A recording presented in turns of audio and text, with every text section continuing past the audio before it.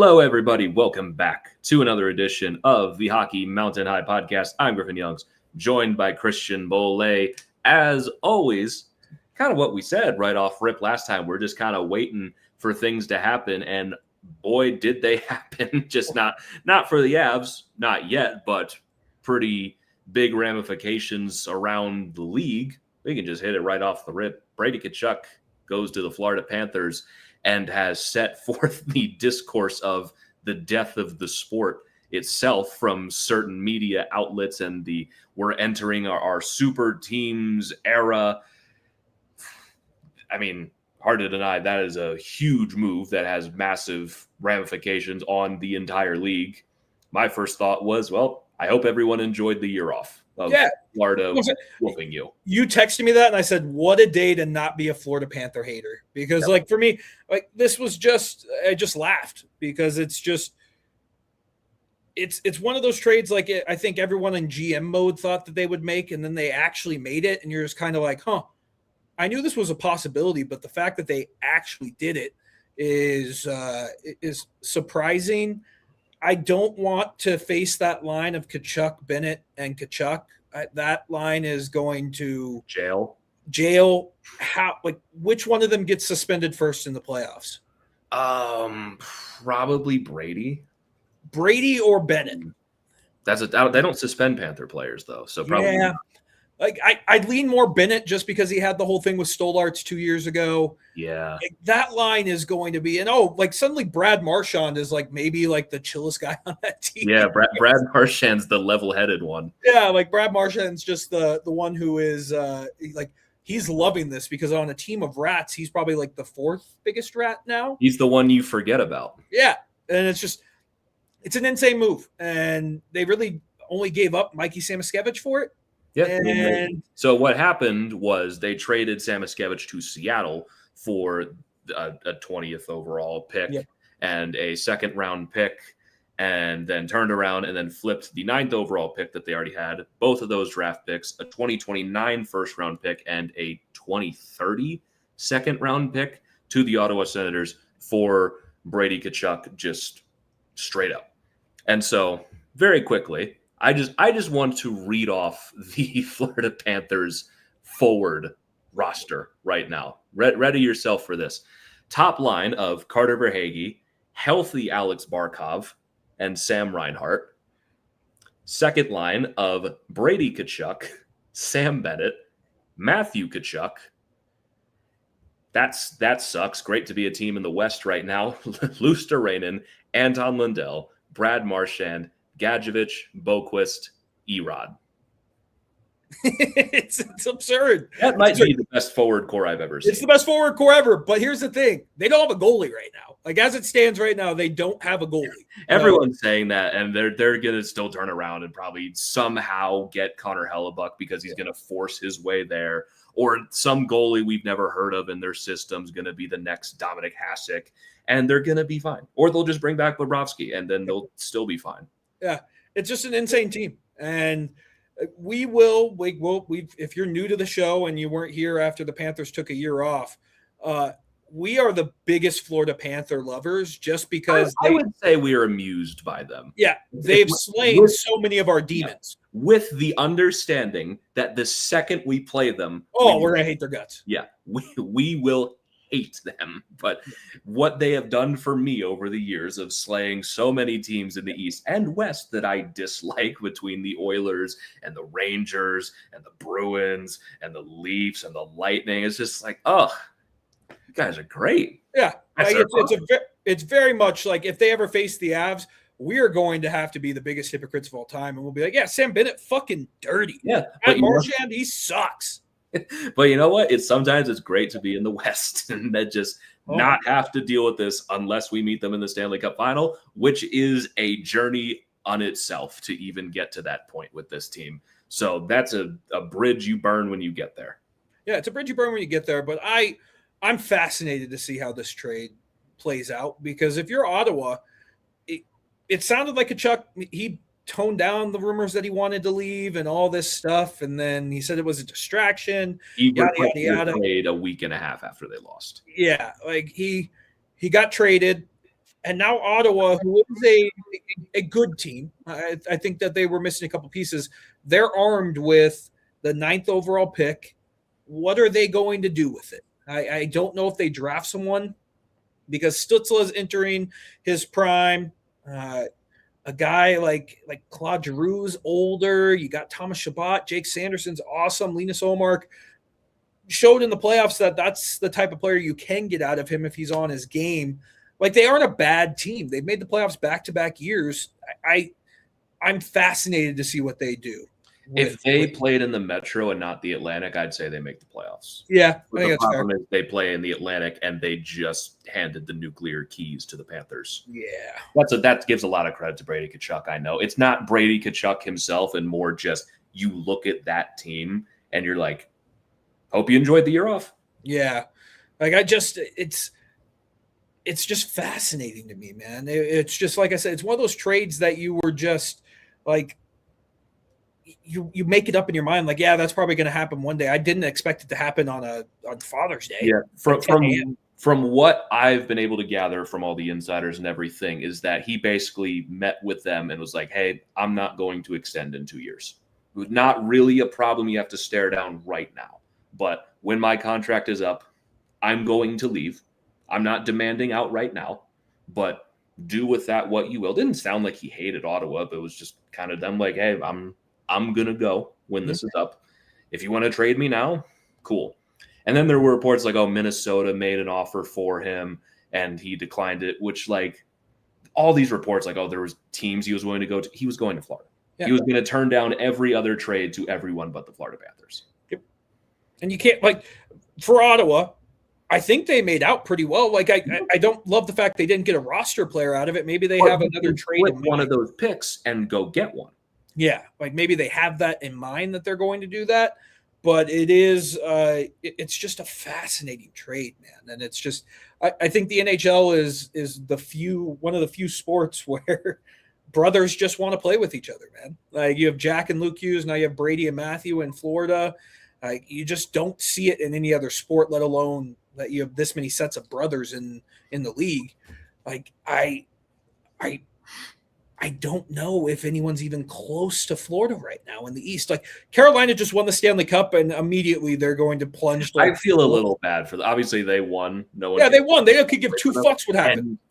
And it I said this at the end last time. It just feels like no one is taking it seriously. Yep. It's like it feels like it doesn't count for them until they beat Florida. And here's the thing: I don't think anyone's beating Florida next year if they're healthy, man. No, I don't think anyone's beating Carolina next year. I think like that's just your Eastern Conference final. Who in the Metro is preventing that? I think Carolina has a better shot at making the conference final than Florida does. Yeah, just because they're in the Metro. Just because they're of their path. They played the fucking Flyers in the second round this year. Yeah. And I mean, Pittsburgh could regress. Philadelphia could stay the same. Washington, maybe? Not this year. They're not there yet. Like they could be. If everyone hits their ceiling, they could be that. They've got $30 million. Like they might just go wild and do whatever they want, but they're not there yet. Yeah, like maybe that's what I'm saying. Like we're going down it. The Islanders are weird team. The Rangers are in a soft rebuild. The Devils are the Devils. I'm not worried about the Devils are like the only team that you can even say like, well, maybe, but that requires like Hughes has got to stay healthy. He's got to become McKinnon, basically. Yeah. Like he has to be that level of player. They need saves. They need Luke to be that guy as well. Like they just need so much to work for them. And in this many years into this Devils core, you're kind of just tired of waiting. Yeah. I saw one today that they're trying to get Larkin to the Devils. I'm sure they're trying. Yeah. I mean, just all sorts of things. Starting to be reported his preferred destination is Dallas. Yeah, of course. I mean, why not, man? Don't know how that would work, but yeah, like it's just it's going to be a fun offseason because I do think the free agency market sucks, but you have a lot of players who are requesting trades and they hold the cards for where they want to go. Yeah, like they decide where they want to go. There is still the nuclear button where McDavid could request a trade, and that would be just like, could you imagine if McDavid requested a trade this year? He'll go to Vegas. Yeah. It's not going to be as crazy as people think. He'll go to Vegas. Yeah. Let's retract that. We're gonna reel that one back in. We're not gonna. It's like McDavid requested trade. He's going to Vegas. Now suddenly it's not funny anymore. What would that return? Would Eichel be a part of that return? Probably. Yeah, but Vegas doesn't care. Like, yeah, it's McDavid. Yeah, he's better than Eichel. It's McDavid. You do. Yeah. God damn it. Okay, let's not put that into the universe. But it's going to be a fascinating offseason because the free agency market is just kind of like it's just not great. I'll be honest, it's not as bad as I thought it would be before I started doing my research. There are players here. Yeah. It's just there's not going to be superstars. Like we're on Alex Tuck watch right now. Like there's not that. Oh, he's going to get paid. They're saying he's still going to get more than $10 million. It's like, oh, good for him, man. Good for him. Good for you. But just to wrap up on the whole Brady Tkachuk stuff, but we'll get into the free agent stuff in just a second. But the word super team is now starting to get thrown around a lot more. I've seen people say we're entering the 2016 NBA, where it's just going to be the Cavaliers and I almost called them the Golden Knights, Golden State. That's a Freudian slip if I've ever had one. Golden State Warriors. And we're just going to start entering that. Florida's building a super team. Vegas is probably going to build. Vegas had 95 points. We're calling it a super team. Like, it's okay. And now I'm seeing like Carolina thrown into that mix, which I find interesting because isn't the point that they're not a super team? That they don't have like superstars. They just have so much talent from top to bottom that this year they were just undeniable. Yeah. I don't think you could throw Carolina. The Carolina's just a really good run team with very minimal bad contracts. I don't even think – do they have a bad contract? Kotkaniemi, but they're going to get rid of him. Yeah, like even then, like it's that was just a spite move too. Like they literally did that just to piss off the Canadians. Yeah, that was just a spite move. So yeah, they'll get off of that. Wow, that's crazy. Kotkaniemi is a Stanley Cup champion. Jesus Christ. Yeah, and he played one game over the threshold to get his name on the cup. Nice, good for him, man. Good for him. Okay. Yeah, I don't know if super team's the right word. Like hockey is just one of those sports where it takes an insane amount of skill, but it's also just an insane amount of luck. Like all the luck went against the Panthers this year, and everyone got hurt and they missed the playoffs. Like shit can happen. Your goalie can forget how to play hockey. I mean, talk to Avs fans about anything can happen. Yeah. This team went from they had 121 points in the regular season, lost one game in the first two rounds to being eliminated in a sweep in 6 days. Yep. Shit happens in the sport, man. It happens all the time. Like hockey is a weird sport in that way because you go back over the last 15, 16 years and it largely is a lot of the same teams winning most of the time. Because you go back to the 2010s where, it was Pittsburgh, Chicago, and LA. They won 70% of the titles in the 2010s. If you take that back to 2009, that's one more for Pittsburgh. They won 3 of them. Chicago won 3 of them. LA won 2 of them. You had a 2-year window where you had historically 2 shockers win it with Washington and St. Louis. Then you get to the 2020s. Tampa wins 2. The Avs win 1. Then you start to get into Vegas, Florida twice, and now Carolina. You were a Vegas Stanley Cup win away from it, the Avs being the only outlier in the 2020s. Yeah, like it's just that's where the sport is going right now. And you just super team's the wrong term to use for it. It's just a really well-run organization that just says fuck it when it comes to every move. They just will balls to the wall for everything. And Bill Zito is just why not when you have this core? Like Barkov's coming back healthy. You have a top 10 pick, which you never fathomed having in this run. You take a 1-year blip where everyone can just rest up and get healthy. And now you go get Brady Tkachuk, and your team is so fucking scary, man. Yeah. Like, again, so much can happen in hockey. I mean, the Panthers, we'll see how long the window lasts. They have 9 players that are 30, and we'll see. We'll see. Because things can change very quickly. We thought Florida was a lock to make the playoffs this year. Tons of injuries happen. They can happen again. Yep. You don't know. Like, I'm going to pick Florida to win next year. Yep. I'm not saying I'm above that, but hockey is a weird sport. It's not like basketball where you build the best team and you're probably just going to go win. Things happen. Yeah. Things happen in the playoffs. I want to see what the odds are for them to win the Stanley Cup right now. I have them right here. What are the odds? Read them to me. I wanted to talk about it last time before we ran out of time. They are now tied with the Avalanche as the odds-on favorites according to FanDuel. It's interesting that the Avs odds went up. Or no, I guess Carolina's went down because Carolina was the favorite last I checked, last episode at plus 700. The Avs were plus 750. Now the Avs and the Panthers are plus 700. The Hurricanes are plus 750. Yeah. I don't know. I'll never understand odds makers, but it is fascinating the Avs are there. It's fascinating. They're always going to be there. Yeah. I guess. I don't know. I'm hoping I get more juicier odds as the season comes closer. But as we wrap up with Brady Tkachuk, it is just it's fun to see the Canadian media collectively lose their shit over this and how they're going to go, we're not drafting any more American players. We're not naming them captain, like all of this stuff. And you look at it through a broader perspective as a human being and you go, would you rather live in Ottawa or Miami? Even for the tax benefit. Again, we can pretend the tax thing is not a thing as much as we want. It is. It is. Players want to keep more of their money, and they can do that in a lot of the southern markets. Mm-hmm. And when Florida's winning, people want to go there. Yep. Miami is a destination that players want to be. It really is that simple sometimes. And when you win, people want to play for you more. Yeah. When you win, people want to play for you more. It has been just so fun watching the Canadian media freak out, though. It's been it's just been great because now in the span of less than a year, they've lost Quinn Hughes. Even though Quinn Hughes, I don't think took as much heat because Quinn Hughes is literally like Vancouver's a dumpster fire. I think that's revisionist because he took a lot of heat. He took a lot. Because it sounds to me like these situations are actually very similar. That Vancouver could have traded him in the offseason, decided to hold on to him. It just went so poorly, like we're just going to do it now. Yeah, fair. And then you have Brady Tkachuk. You have Austin Matthews probably leaving in a couple of years, depending on how Toronto goes. Depends how good Gavin McKenna is, I think. Yeah, and you have McDavid, who's, unless Edmonton wins a cup in the next 2 years, he's gone too. Mike Babcock's about to be announced as the head coach. There's high hopes for that. No, I don't want to pick on Canada, but you can't blame Connor Hellebuck's about to get traded. Yeah, there's players who just they don't want to live there.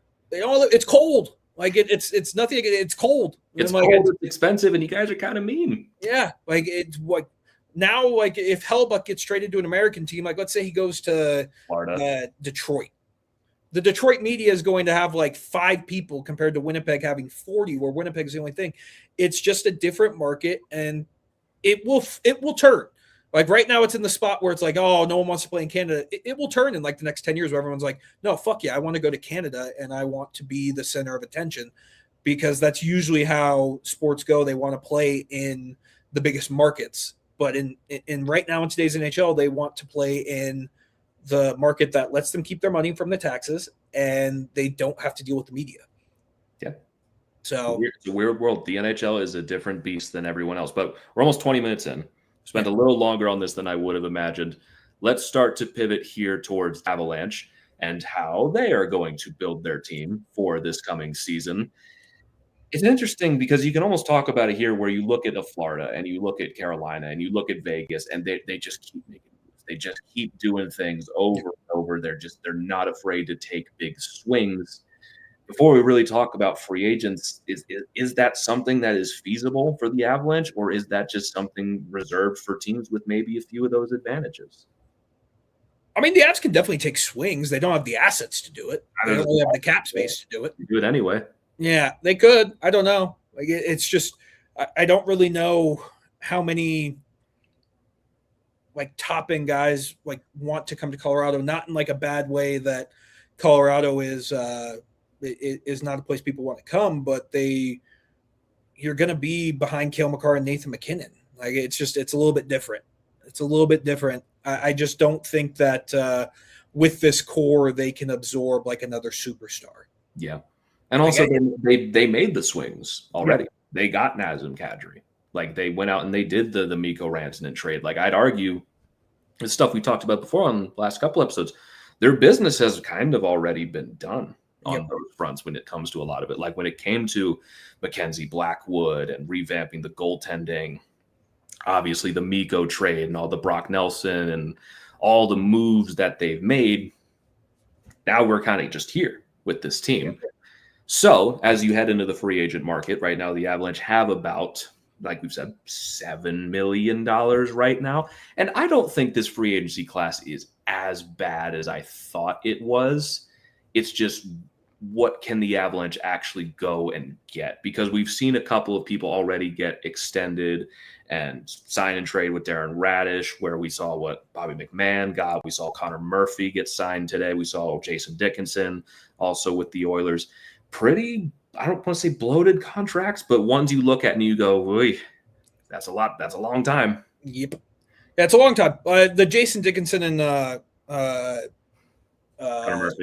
Connor Murphy ones have, I think, more effect on the Avs than we think. Yeah. Like it's just you look at Jason Dickinson, a good bottom six center, like way older than Jack Drury, but he got what, 5 million, 4 million? He got 4 for 3 years. Okay. Like that's a pretty hefty paycheck for Jason Dickinson, man. Like that's a pretty hefty 5 paycheck. years. 5 years? Yeah. Like that's crazy. I don't know if Jack Drury's going to get that, but he has every right to ask for it. Yeah. I mean, I looked at the Connor Murphy one. I'm like, that's probably in the ballpark of what Brett Kulak is going to get, whether from the Avs or otherwise, I would imagine. Yeah. Like if that's what Brett Kulak gets, honestly, like that's not terrible. It's not terrible. It wouldn't like thrill me, but I'd be like, it's okay. It's, But Brett Kulak and Connor Murphy are like kind of similar players. Like Connor Murphy's a little bit similar-ish. I think Murphy's is he younger? I think he's a little younger, right? Maybe a little bit. Yeah. But you look at some of the guys on the market right now, you think of what the Avalanche need to address the most. It is on their defense, and it does need to be a right-handed shot. And as Peter suggested earlier, why not just bring back Brent Burns? Yeah, it's an option. I wouldn't hate it. It's just like I think Brent Burns offensively he was great. Near the end, it's just the thing with Brent Burns is if you sign him, you are locking him into 82 games. Like you're not giving him a break. He's going to set the Iron Man streak. That's the only downside of Brent Burns. If he wanted to come on and play like 50 games, hell yeah, I'd sign him up. But he's not going to. Like we've said before, it just started to fall apart towards the end of the season. He's 41. You can't really pin that on him. Very clearly was hurt, especially in the playoffs as he was missing practices and morning skates. Just if you make that signing, you're locking yourself into like it's 82 games. It's every single night. Maybe it starts pretty well. It's going to slowly start to taper off, maybe even earlier. He's a year older now. And you already have the bonus stuff that's hanging on your salary cap right now. Do you put another, would it be like $1 million on him?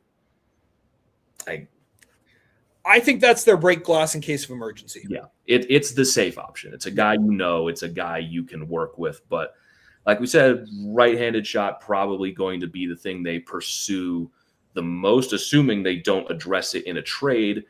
You're going to have to try to find some value with some of these guys. Is there anyone you were able to identify as being a reasonable target? There were a couple. I didn't like any of them, though. there was a few that kind of stuck out to me. I saw on like, why am I blanking on his name? Oh God, you go first. I'm blanking on his name. Okay, who you saw? I'll go first. I mean, hold up. I have it written down. There's a couple of interesting options. We can knock a couple off at very least. Darren Rash is already gone. Rasmus Anderson's out of your range. John Carlson's going to go to the Lightning. Jacob Trouba is going to be out of your range. You could bring back Nick Blankenburg. I did find that Trevor Van Riemsdyk might be a pretty reasonable option at a reasonable price at probably north of $2 million, $2.5 million for maybe a year or two, floated in and out of the lineup in Washington. His best strengths are going to be defensively. He's not a great puck mover, but he was very solid in his role with Washington. I do think that is a guy that someone like the Avs would go and target just to play as that sixth defenseman to go alongside with a Brett Kulak or a Josh Manson? I remembered. It's an RFA. I don't know what it would cost. I like the idea of Simone Nemec. No. I mean, that we talked about last episode, like the Avs, they do need to take chances on people. I don't know if they're in the position to do that with Nemec, who's going to be expensive to still get. I don't know if his value is that low yet. Yeah, that was just a name that popped off right to me. It would be funny if it's Jacob Trouba. That would be really funny. I will say, I did have Radko Gudas on my list. Radko Gudas would be, he's fun, man. Yeah. Like, that's a guy who could be the cheap option. I wouldn't hate that. It's just like, he can't really move anymore. He's not a particularly fast defenseman, but there's the part of my caveman brain that goes, yeah, but that'd be really sick if they did sign him. He's Radko Gudas. He'd be a menace. I'd rather have him on my team than potentially playing against him. Yeah, like I'm looking at right-hand defense. It'd be really funny if like it came back around and Justin Barron ended up on the Avs. I didn't even know he was available. RFA. Yeah, there were a couple. Like Michikov from Anaheim would also be an interesting one. Yeah. Did I do that? Pavel Minchikov. Did I say that right? Like Minchikov, like the young one? The defenseman. Yeah, he's an RFA. I mean, I don't know if Anaheim's going to. I don't think they will, but like he's kind of fallen out of I don't think why am I blanking on the coach's name for Anaheim? Why am I blanking on his name? Joel Quenneville? Joe Quenneville, yeah. Jesus Christ, it's been a long day. I wouldn't hate that one. A guy like he's a lefty, and I think if they go and sign Kulak, that's going to leave them in the position that they were in last year, where they just are unbalanced on defense, unless they don't sign Kulak and then go and get him instead. Yeah. I mean, there's a couple other guys like Andrew Peeke from Boston is intriguing. Yeah, pretty safe option. Like that. What I like about him is that he's under 30, which is rare for the free agent markets. But I also imagine that's going to probably drive up his price. Again, you have to consider the tax of a right shot defenseman, especially someone like him who's 6'3", right shot defenseman. You're probably talking Kulak range of upper 3, lower 4 contract. And again, that's what we would want the Avs to get him for.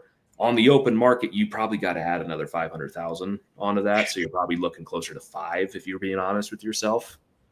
Yeah, I mean, I was just going through just a couple of quick ones that I mean, the Nemec one would be awesome if you could get like that. That seems like a reclamation project.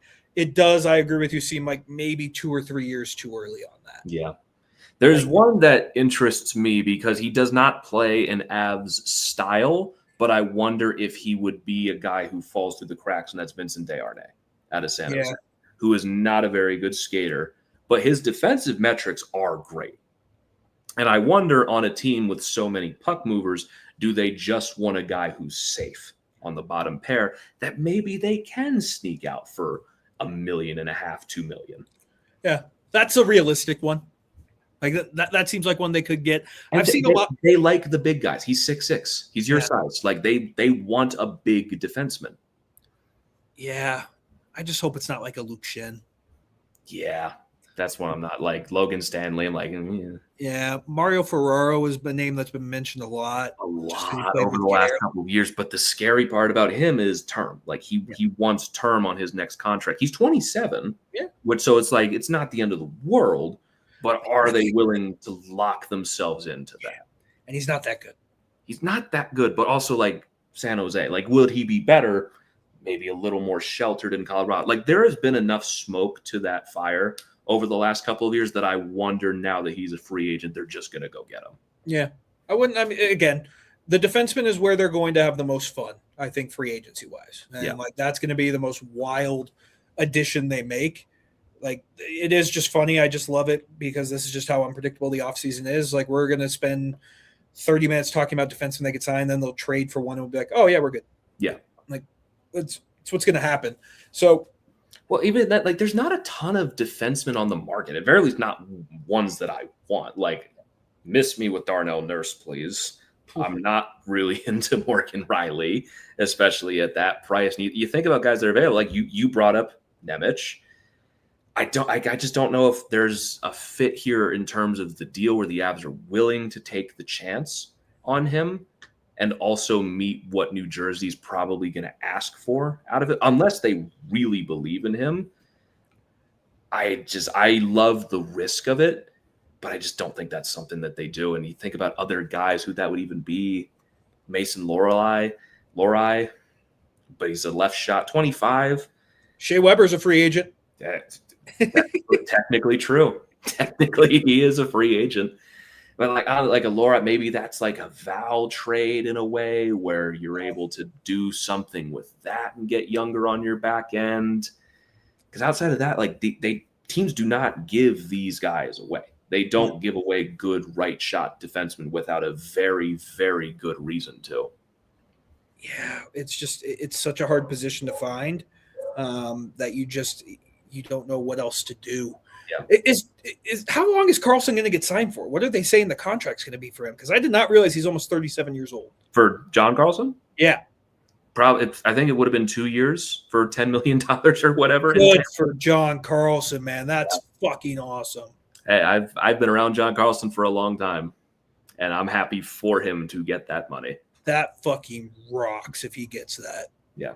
We have Peter saying, I saw a comment about Jake Bean. I wouldn't hate a guy like Jake Bean. Peter was saying Ben Hutton, who I think was with Vegas right now. He's always been like an analytical guy. Mm-hmm. I would not be surprised to see them go after Ben Hutton.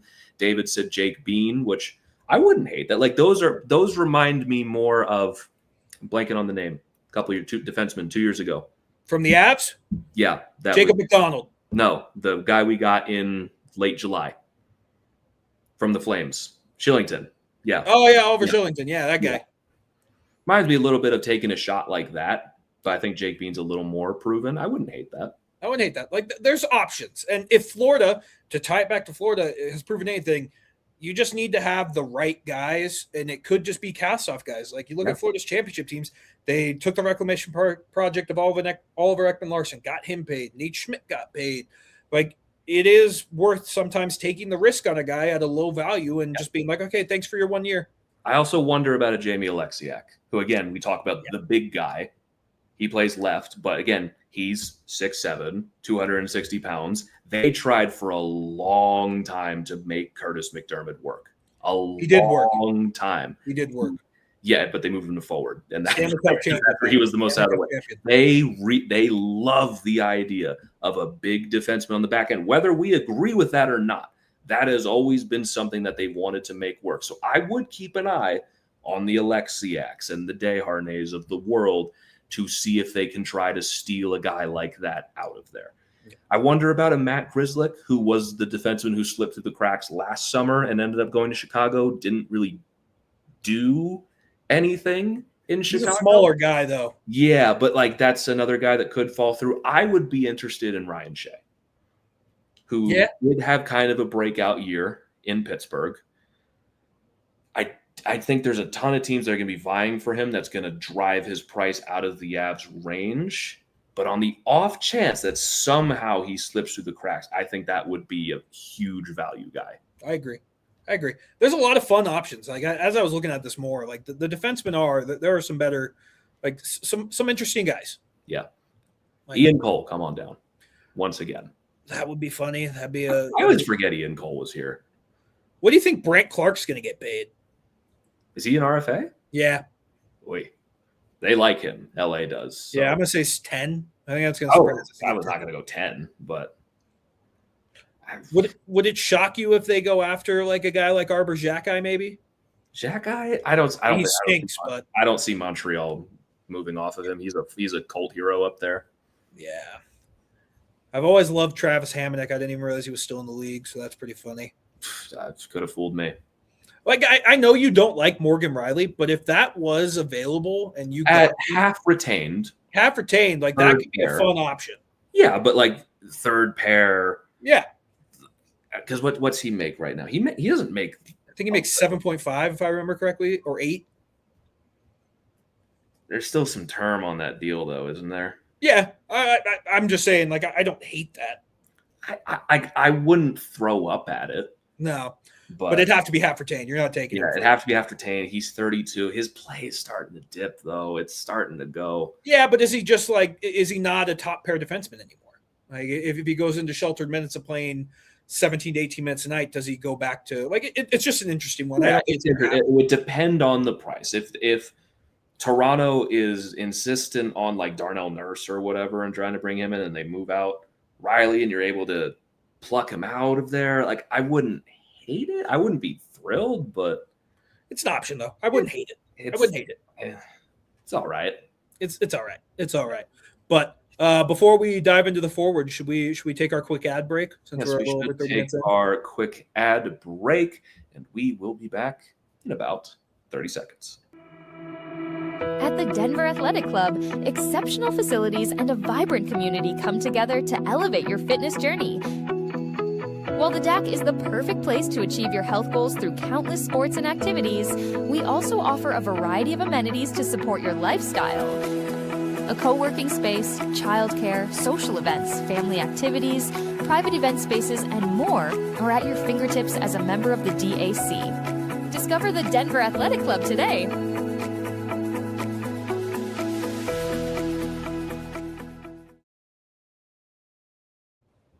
So cool. Nothing I love more than an ad-free beat. I've listened to so many of those over the years. Yeah, that was great. But that's awesome. But what else is great?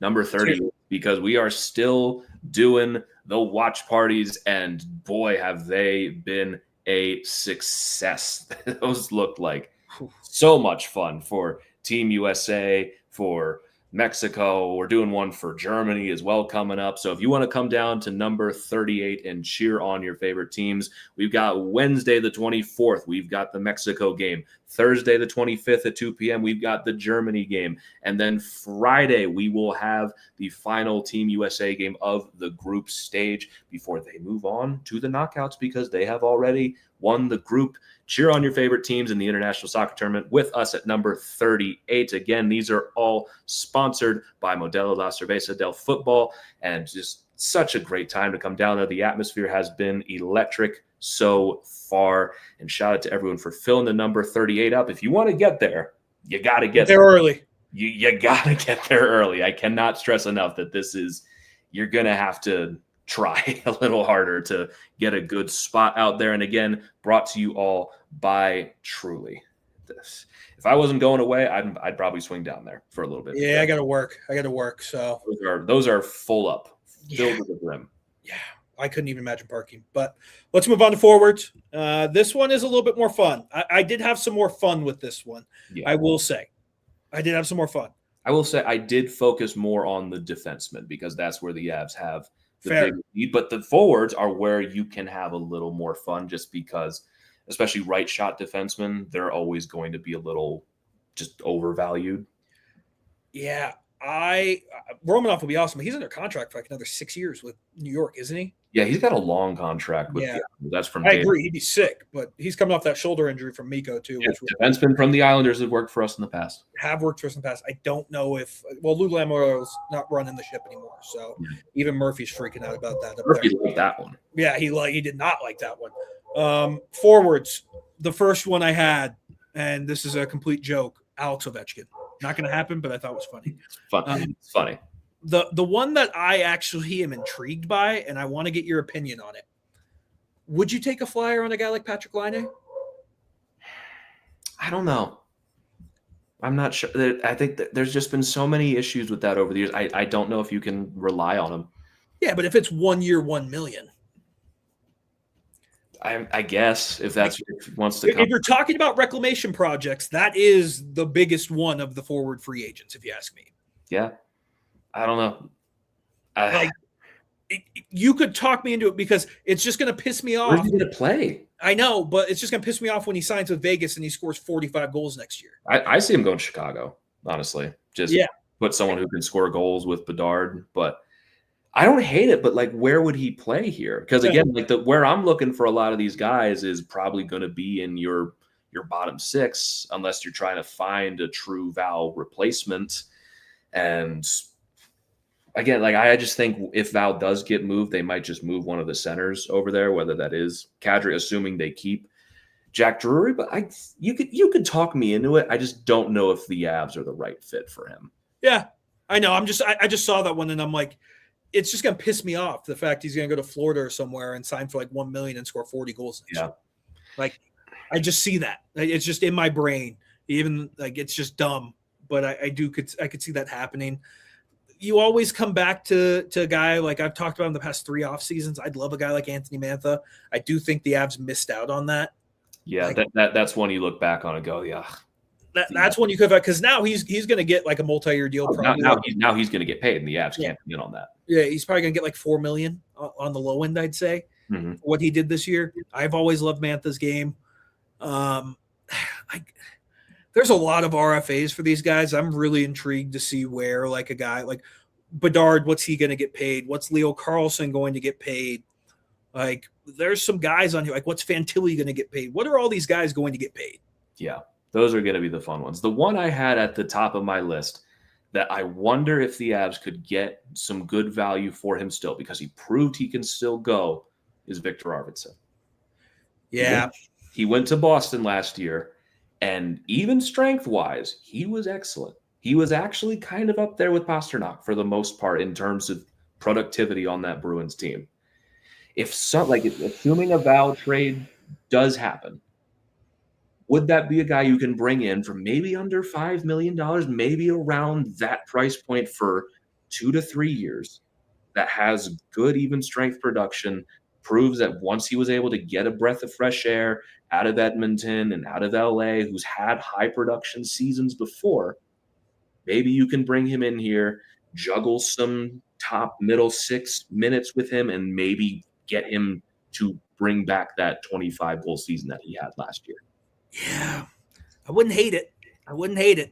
It is just like, it is one of those ones until like a trade is made for a forward on the Avs leaving, it's really hard to see a spot for any of these guys. Yeah, because if Val is not traded and this is the cap space they have to work with, their move might just be Jack Drury on the forward front. If that even is the move. Yep. If it's not, then maybe you do have the capacity to explore maybe one of these options towards your bottom 6. But if you are bringing back Drury and Val, you don't have a ton to work with here. Yeah. Like that's where it's tough, because I do like the forward class. I think there's some fun guys that you could add, but with the way the team is constructed right now, there's no shot for a lot of these guys coming in. There just isn't. See, because in that scenario, there is one name that I really like, and we know him. It's Brandon Duhaime. Yeah. I think for a bottom 6 role, assuming the scenario where nothing happens and you move up Logan O'Connor, maybe you move up Parker Kelly, and you have Gavin Brindley on your 4th line, I really like Brandon Duhaime. I know his underlyings are not great, but he is a fun little glue guy, and he's a fun little spark plug to have on your 4th line. UFA? Yeah, he's a UFA. Oh, that's right. It was a 2-year deal he signed in Washington. Yeah. He wasn't great last year, but he was really good the year before. We've seen him in Washington, in Colorado before. I did not hate him. No, that'd be a fun one. I think that would be a fun one that you can do for pretty cheap. Yeah, I like that one a lot, actually. Yeah, I didn't even think about that. Like it's just fascinating, because the Avs are like, you look at their forward core and you're like, they're done. Like they don't really have to do anything other than Jack Drury. They could roll out the same lineup and you'd be like, yeah, okay, that's fine. Yeah. We're not going to name the big hitters in this free agency class. Like, again, we can start to knock guys off the list. It's not going to be Alex Tuck. Nope. You could talk yourself into like, oh, maybe they could go get Anthony Mantha, but like he's too expensive. Also disappeared in the playoffs. Michael Bunting's name's been thrown around a bit in relation to the Avs. I think he would be interesting. He's a guy I was looking at the trade deadline. Didn't really do anything for Dallas, though. Once he went there, wasn't super helpful in the playoffs. I think he was scratched a couple of times, wasn't he? Yeah, he was hurt, and then he got scratched. Yeah. So maybe that could drive his value down, and if you are looking to replace a Val Nichushkin-esque player with a guy with a little bit of bite, he wouldn't be the worst option. Wouldn't be the worst, not the best. Like, if we're losing Val, I would much rather get, like, a couple of the guys you mentioned before. Like, there's just Would be funny if they got Jack Roslovic. It would be funny. The funniest option they could do for their forward core is Mason Marchment. That is the funniest one. I hate it. We talked about it in the last episode. It would kind of make sense. It unfortunately does, and I hate that it does because I do not like him. No, I don't either. Like, what is a guy like Jaden Schwartz going to get in the market? I don't know. Because the Avs have been rumored to be in on him. That's an interesting one because it could. He's 33. Yep. He was pretty solid with the Kraken. Yeah. His fall off hasn't been that bad, and maybe in a bottom role with a team like the Avs, you could see just maybe some more comfort in his game. So maybe if it was like a 3.5 kind of thing for maybe 2 to 3 years, wouldn't be that bad. You go back to his last couple of years. He had 11 goals, 26 points in 50 games last year, but he played 81 games the year before. He had 26 goals. So you're starting to enter like that gambling territory of also, but you're also like Brock Nelson gambling the aging curves. I wouldn't hate that one for the right price. It wouldn't blow me away, but like you said, they have been rumored on him for a little bit. The Athletic has his contract projection at 2 years, 4.7. Well, I mean, if you're moving Val out, like that's someone you could bring in who's at least shown he can have that type of production. Yeah. And like he is a solid two-way forward who the Avs do like. But again, like assuming Val goes out, is that the guy you're putting on the second line? Right. That's where it gets tough. That's where I'm like, that's where you're starting to lose, mate, because that feels like if you can bury him on your third line, maybe that'd be a little better. Maybe you bump Kadri up to that line or whatever you want to do there. I don't think it's the worst option in the world. It doesn't spark joy, I suppose, but I think it could be interesting. Another one from Seattle I think could be interesting is Eli Tolvanen. Yeah, I like his game. Yeah. I like his game a lot. I've liked his game for a while. That's a kind of a guy you could buy low on, I feel like. You could get him pretty low. He seems like he's 27 now. He's not like the young experiment that he used to be. He's kind of in the Andre Burakovsky tier. Yeah. Right now, where he has the shot. That's his thing. He has the shot. Yep. And in Nashville a couple years ago, he never really got that chance to show it off. Then he goes to Seattle and he becomes a full-time player where 48 games he had 16 goals, 81 games he had 16 goals, 81 games he had 23 goals. Last year he had 12 and 78. So that suggests it just seemed like nothing was good in Seattle last year. Just no one could really score at any kind of level. That would be an interesting one where if you were able to bring him in for a reasonable price, the Athletic has him at under 4. They have him at 3.6. I don't hate that. I think that could be a fair bet to have on your third line. Yeah, and I like him more than a guy like Shane Wright, if I'm being honest with you. Shane Wright costs assets. Yeah, I just don't. I would if Seattle's just dumping. I think Capo Caco would be a fun one. He would be fun. Once again, it came out that they might be looking to move Jared McCann, and just like a scorned lover, I'm like, please, I need this. I really love the idea of Jared McCann on this team because he doesn't have to play center. That was my original pitch with him, was to bring him into play center. He can play the wing. He's good at a lot of things. I would not hit again at $5 million. I know, but that's going to cost a lot of assets you don't have. True. Well, maybe it is Seattle. You could probably send Val that way. But that value's gone down. Yeah. Down. He had 40 points last year. He went 20-20 in 52 games. Would you hate a Val for why am I just blanking out? McCain, 1-for-1? 1-for-1, I think there need to be a little more work involved there because of the term. But I don't hate the building blocks of that. Yeah. I think there's something there. Yeah. Because it is it is pretty well known now. You had Elliot Friedman talking about it on 32 Thoughts. So Val is on the market. He is the one who's on the market, and I can get you the exact quote because I tweeted it because I'm trying to be responsible these days. But the exact quote from Elliot Friedman, as I wait for it to load, is, "I've started to hear Nichushkin's name a little bit. Colorado looking for some flexibility. I think his name is out there. We'll see." Yeah, I mean, that's as big of a quote about the Avs as you'll hear from. Yeah, and it was a 15-second clip in an hour 30 podcast. Yeah, like that's a lot for the Avs. I do think that would be an interesting one for McCann. And is it McCain or McCann? McCann. McCann. Yeah, I'm thinking not John McCain. We're a couple years removed from that. Yeah, geez Louise. It would be fun. I wouldn't hate that one. And even though I do love Val, it does just seem like it's time to move on. It opens up $1.25 million in cap space. So, and also, I'm a big Jared McCann fan. I would almost argue that might be an upgrade, even though he's a lefty, so it's not a direct replacement exact. I think that's where the issue might be, is he's playing on the left side, not the right side where Val plays, so there might be some translation issues when it comes to that, but it opens up a little bit of cap space. I don't hate that move, but if we want to keep moving through the rest of some of these names here, I think we both had Bobby McMahon on our list. Yeah, that one went sweet. But then once we saw his contract, I think we were both kind of like, okay, yeah. Dude, that one was funny because we text each other about it, and you're like, oh man, I really wish we could have done that. And I said, well, just wait until he gets 6, and then you'll feel better. 2 minutes later, 6 years, 575. I just texted and I said, bingo. Yeah. And you're like, yeah, I feel better. Yeah, feel a lot better about that. He's a sweet player. I did like Mikey Samoskevich.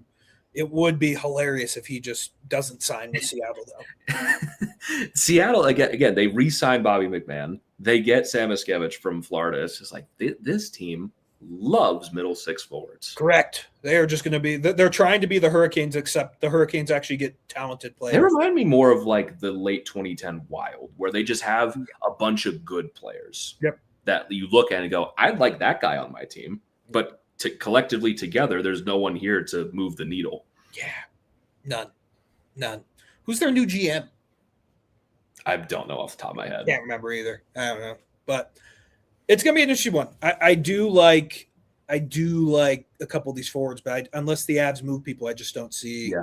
If Ilya Mikheyev wasn't getting as much attention as he is, I think that would be a guy they go after. Maybe they still do because he's a penalty-killing winger that we talked about a little bit coming out of the trade deadline, but I think a lot of teams are going to try to go after him for his penalty kill skills and his two-way play.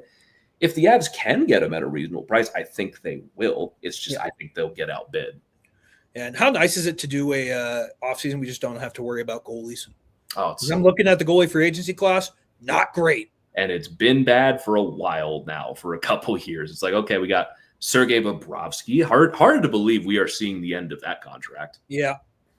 Stuart Skinner. Freddie Anderson.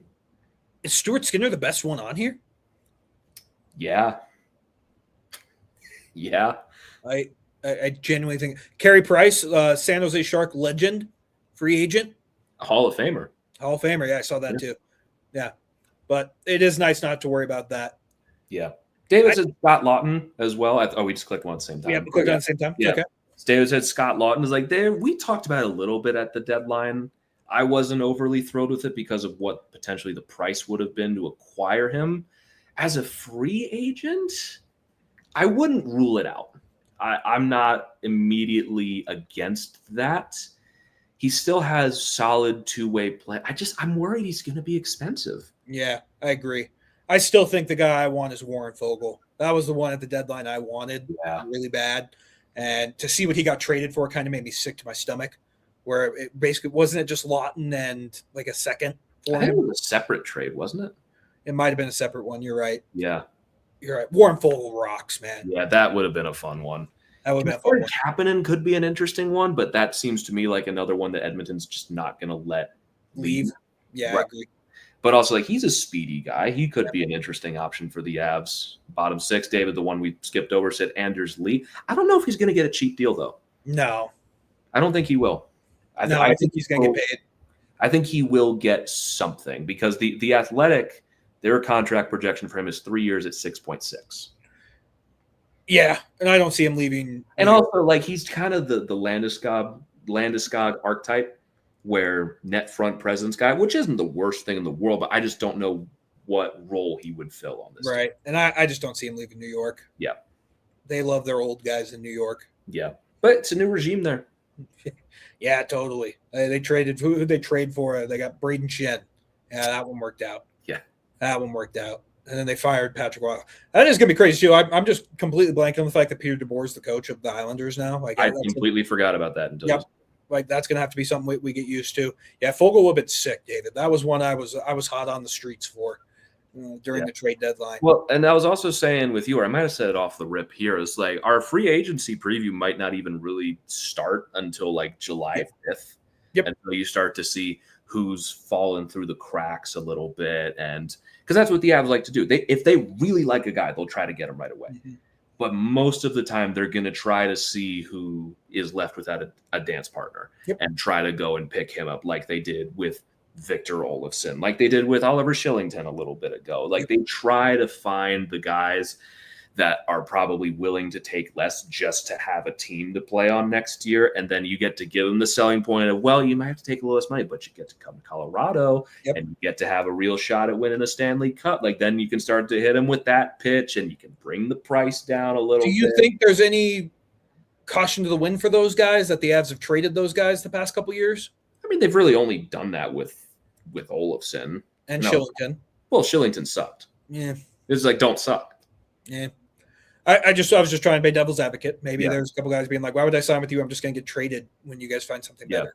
I do wonder if they're going to get Erod back because that might be a guy in Florida that just might get squeezed out. We said this last year too. Yeah.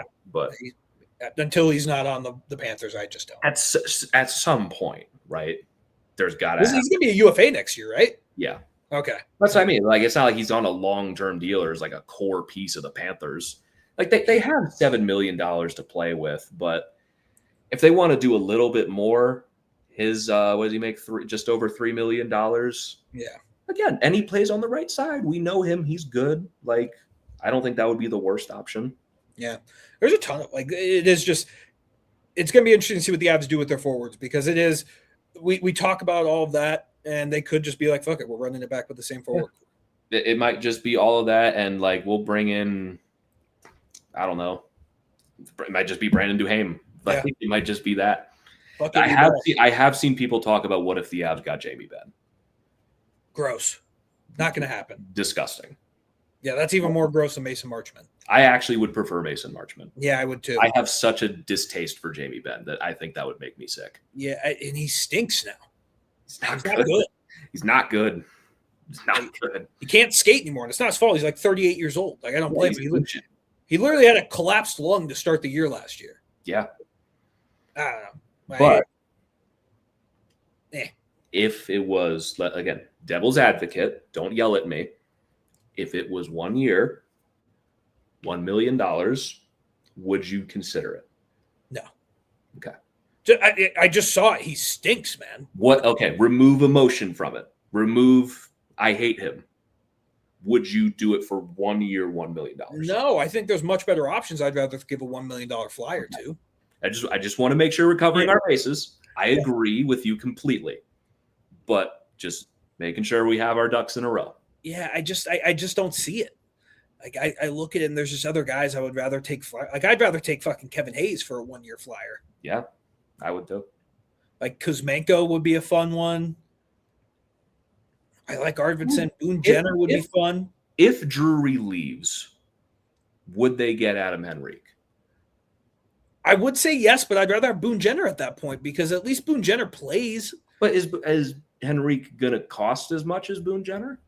I don't think so, but I don't think Boone Jenner is going to make that much either. Like it is just one of those ones where if you're going to let Jack Drury go, you want to save money.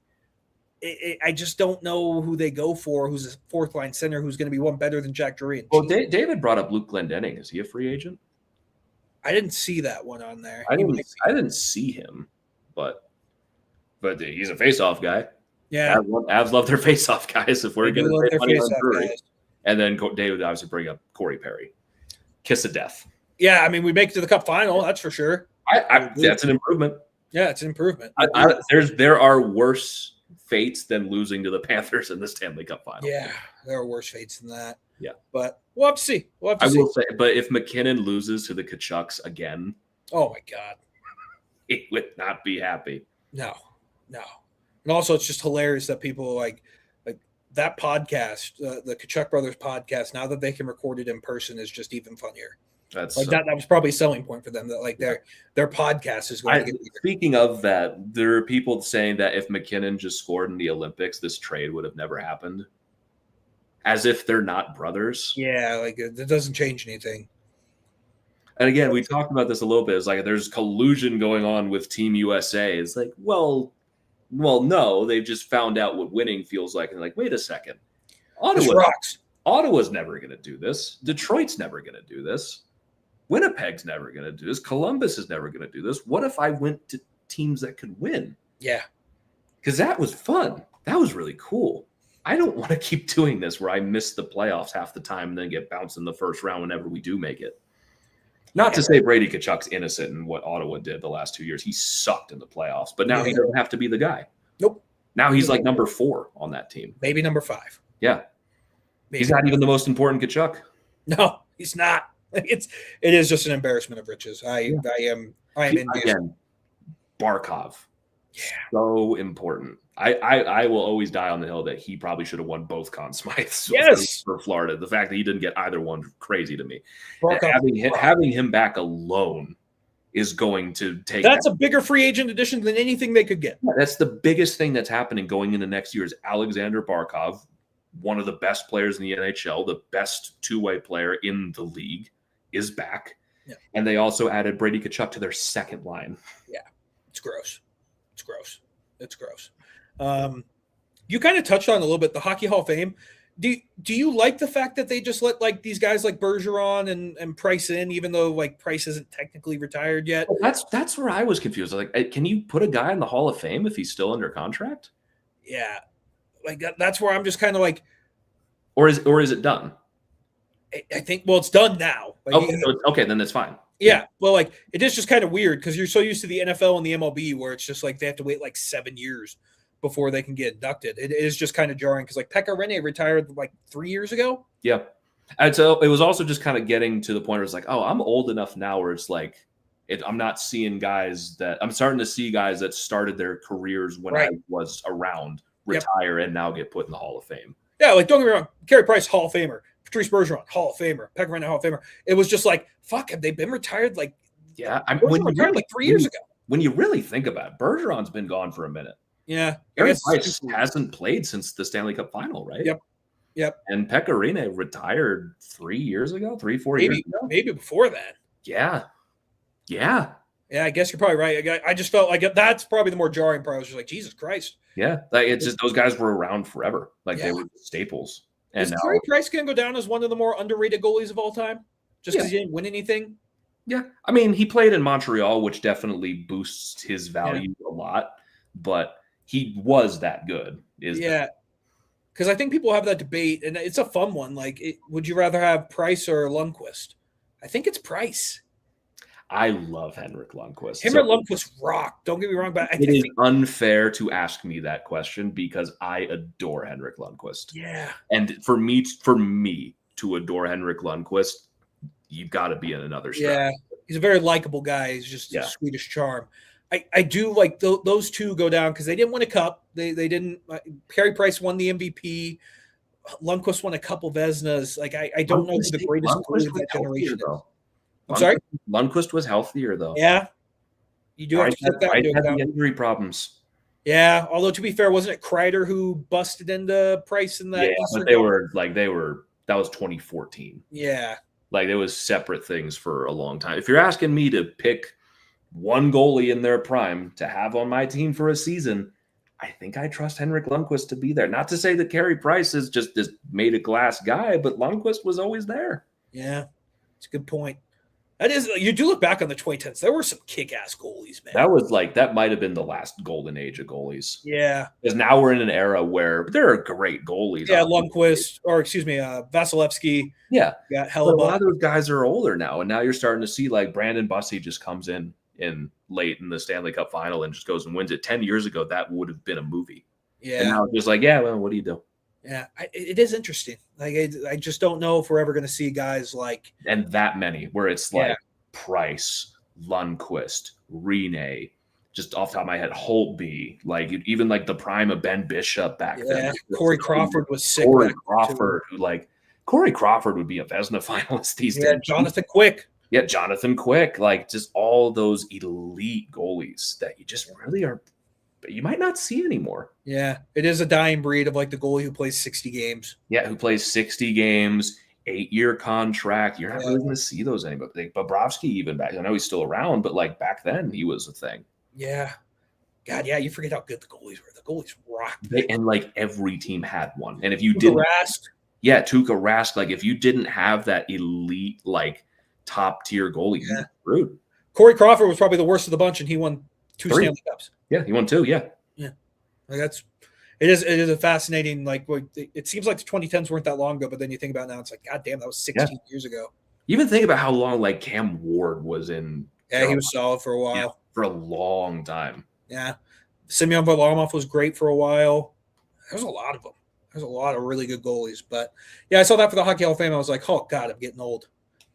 But that is a fascinating debate when it comes down to Price and Lundqvist, because I think I'd give it to Price as the best goalie of that decade. The peak of Price is higher. Yeah, I think. But like Lundqvist, like you can have that debate. I could be easily swayed. If there is one person I think in NHL history that deserved a better fate, it's Henrik. I think it is an injustice that man never won. Yeah, he was great. Yeah, Mark. It's funny that we didn't bring him up, but Marc-Andre Fleury, as David said, that one happened later in the 2010s. Early in the 2010s, he gets talked about enough. Like, you know what I mean? Like he's that's true. Yeah, his PR is the best PR of all time. Yeah, because he's a goofy guy. I love when Fleury gets brought up on here. Yeah, we're both like he's just the nicest person. Yeah, and we're both just like, I'm so over this guy. Yeah, Jesus. Remember when he was almost going to return this year? It was like, oh, no way. Teasing the return again. And we're like, dude, just retire, man. And it is so true. Like if we had Marc-Andre Fleury on the show, we'd be like, we fucking love this guy. Oh, yeah. He's the nicest person ever. But he also is like a dream killer for you. Lundqvist was a dream killer for me. I adore him. Yeah, I guess you the Caps did get burned by a lot of these goals. Yes, we did. You guys beat Price though, right? Or was that Halak when he was in net? We did not beat the Canadians at all. That was Halak. That was Halak. Yeah. I couldn't remember who it was. Who was the goalie then? Yeah. Please don't ever bring that up again. But good times in hockey. Like it is. We have lived through a lot of them. You're going to bring up the 2010 Halaking that happened and say good times? Well, I just remember. I couldn't remember if that was Price or Halak, because then who did they lose to? Which one? The Halak when they in 2010 was that? They lost to the Flyers. Yeah, it was the Flyers. Yeah, they beat Pittsburgh in the next round, and then they lost to the Flyers in the conference final. Yeah, he made that dumb play. Was that in the finals where he crashed into a guy? Yeah, that was in the conference final where like he gave up like a shorthanded goal. Yeah, Danny Briere. Yeah, that Flyers team was a team of destiny. Good, dude. Hockey rocks, man. Hockey rocks. And then just to wrap the show up, preseason schedule announced. You have to have 4 games: 2 against Winnipeg, 2 against Utah. I couldn't care less. Goes from the 20th to the 26th. 6 days, just like the Western Conference Final. Yep. Quick 6 days. It is going to be interesting to watch, just like the guy, like we may actually have to go to a couple practices and see like which guys we think are going to make the roster. Because we can now. Yeah, we can. It's going to be fascinating to see, because like what you have to imagine, a guy like TJ Hughes, Gavin Brindley are going to play a lot this preseason. But there's only 4 games. You don't have the 8 games to show yourself. You only have 4. So we'll have to see. I think it'll be interesting. It's also just like the amount of times we drag out like who's going to make the roster does not matter. Like a month into the season, it's like a month-long talking point, and it's just like, yeah, it's a guy. It's a guy. A guy's there. So yeah. I agree. But yeah, preseason. It's 3 months away. Yeah, coming up faster than we think. But yeah, I don't think I have anything else, man. You're about to go on vacation, a very much deserved vacation. We're going to take a couple days off. You're going to enjoy. Does not mean vacation from the show. No. Very soft vacation. Like we'll probably plan to be back after the draft. Yeah, Friday or Saturday, unless something happens. Yeah. I have my emergency plans in place for what I have to do if that happens. But Friday or Saturday for sure, we will be back to talk about what happened during the draft. Yep. So we'll be back. You enjoy it, brother. You've been on the go since you got out here. Which you're right. You have not had a break, so enjoy it, my man. I'm going to be at here working and just selling a bunch of stuff. Yeah. This comment from David is just so true. Yeah, that we've already accepted that as reality. I'm going to be on a plane, and Val's going to get traded. Yep, 100%. And we'll be back tomorrow. Yeah, and we'll be back tomorrow. Yep. So can't wait. Can't wait. So yeah, brother. I don't have anything else. Let's send you on the road so you can get ready for your flight tomorrow. Yeah, because I'm looking at that suitcase and it is empty. So I got some work to do. Real quick, where do you think Connor Hellebuyck's getting traded?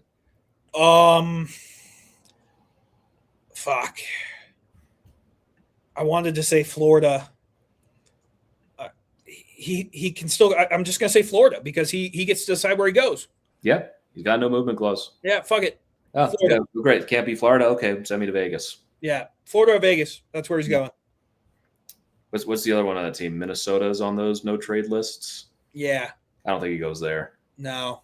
I don't think Carolina makes that move. No, it's Florida or Vegas. Yeah.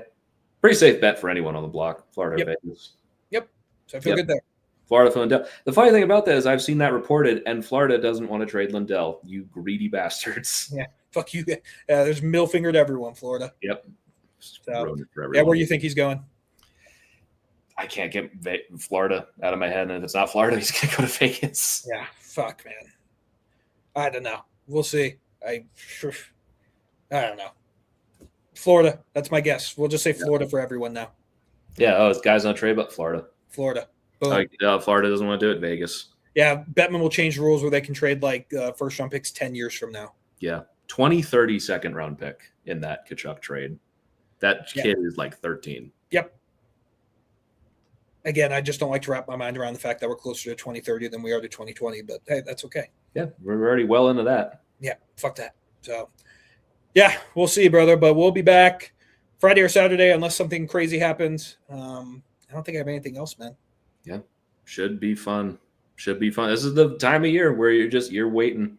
Yep. And the Tkachuk trade can happen anytime. A Hellebuyck trade can happen at any time. A Val trade can happen at any time. But we will be there, and we will wait alongside everyone else as we try to figure out what's going to happen here. And we get someone saying, "What about Utah?"